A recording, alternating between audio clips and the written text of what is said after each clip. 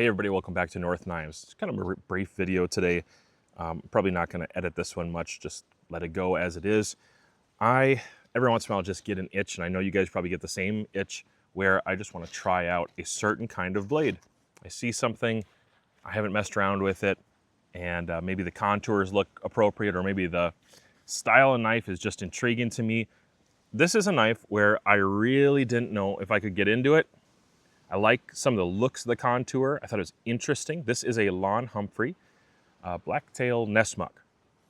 Very interesting blade. I would say the proportions, the size, the design, it looks like something that definitely for skinning, maybe a little bit of outdoors craft. I thought I could probably use that. Now that I've had it in hand and I've messed around with it for a while, I'm going to tell you that it's an interesting knife and it's not for me. Definitely not for me. That is not to say that Lon Humphrey's knives are all garbage or anything like that. I think this is probably one of the most basic designs that he makes. And so I'm representing an entry-level blade for him.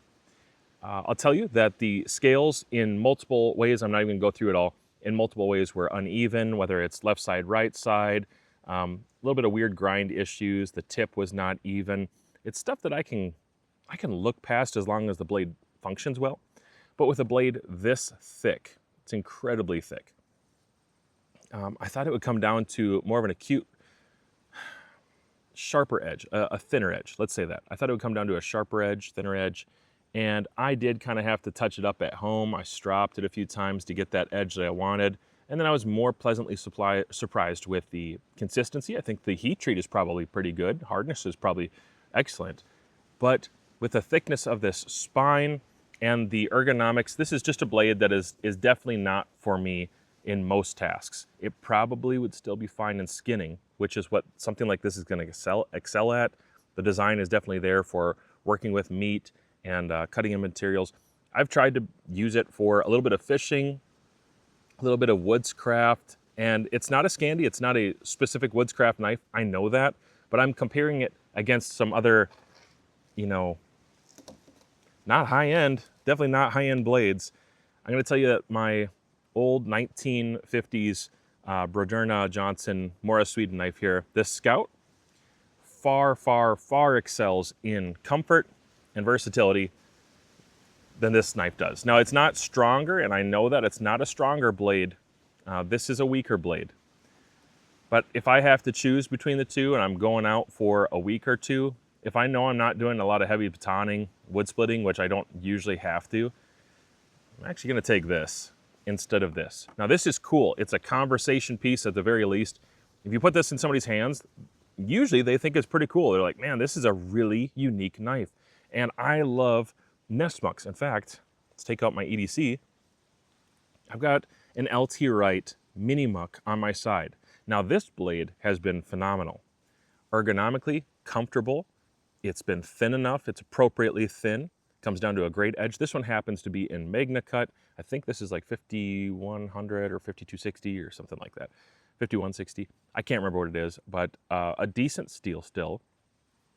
Even so, I'd go with this 9 times out of 10 rather than this. If it can span it, I would rather have this one in the flat grind than I would with the Lon Humphrey. A couple of things that just set it back for me is it's never comfortable. It's really never comfortable, except for in the particular way I'm holding it right here. So skinning, again, I know that's the design of the knife. I'm just discovering, I guess, rediscovering why a Nessmuk isn't ideal for me in a woodscraft scenario or a camping scenario. This does okay with meat, and it does okay with cutting up food and vegetables, except for it's so fat. It's so thick that it really struggles. It blows stuff apart. It's not very slicey. Compared to other blades. I can enjoy it, I can have fun with it. I don't actually think I'm going to sell it. I'm going to keep trying to use it for a while in different ways, but this guard up here is just sharp. The scales don't meet up with it well. It's a little bit of an awkward blade to use, and I've heard some people say that this is a comfortable handle. I don't know what they're talking about. I've seen people try to use this for woodscraft. I have no idea what they're talking about. This is not a bushcraft-centric handle at all. It's not woodscraft. It's not even general utility comfortable. It's like skinning and food processing perhaps if it was thinner. That's really what I think of the blade. So I hate to sound a little bit pessimistic or negative about the blade. It's really not a problem with the company. I think the blade is limited because of the design. I don't think Lon Humphrey's blades are inherently bad or anything like that. There's some stylistic preferences that I probably don't prefer, and there's things that I would use that maybe he wouldn't prefer. That's fine. Not at all trying to hinder or hurt his company. In fact, American-made blades, that's what I want people to buy.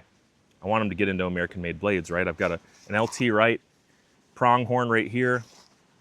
I'm just saying I rediscovered that this is not a shape that I'm very fond of.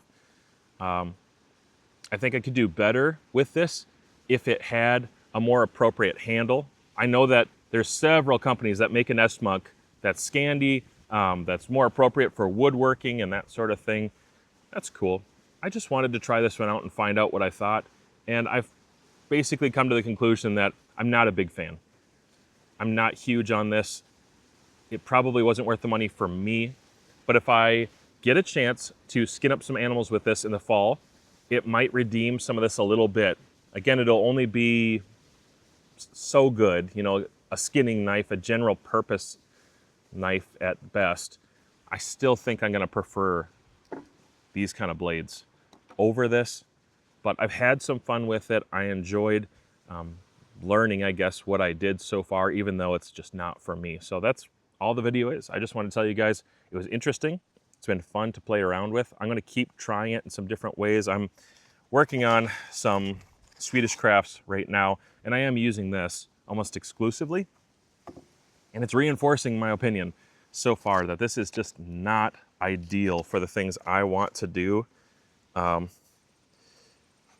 It has an edge, it is a knife, and it can do some amount of slicing and cutting. So if you really dig Nessmuks, well then this might be a little piece to get. I would suggest some of the storm maple or some of the more fancy handles. This micarta is fine. It's just generally fine. But like I said, it doesn't meet up. It doesn't feel like it's the highest quality. I think his wood handle designs probably are just a step up in fit and finish. That'd just be my guess. But if you have one of these, or you have a different Lon Humphrey, and you just think I'm completely wrong, and these are the best at woodscraft, and they're the best at general utility and, you know, EDC in the woods or whatever, I would love to hear why you think so and tell me how I'm wrong. That's just fine. Go ahead and comment that down below. Otherwise, guys, if you like this video or you agree, maybe you could like, comment, share, and watch one of these other videos that's been handpicked for you.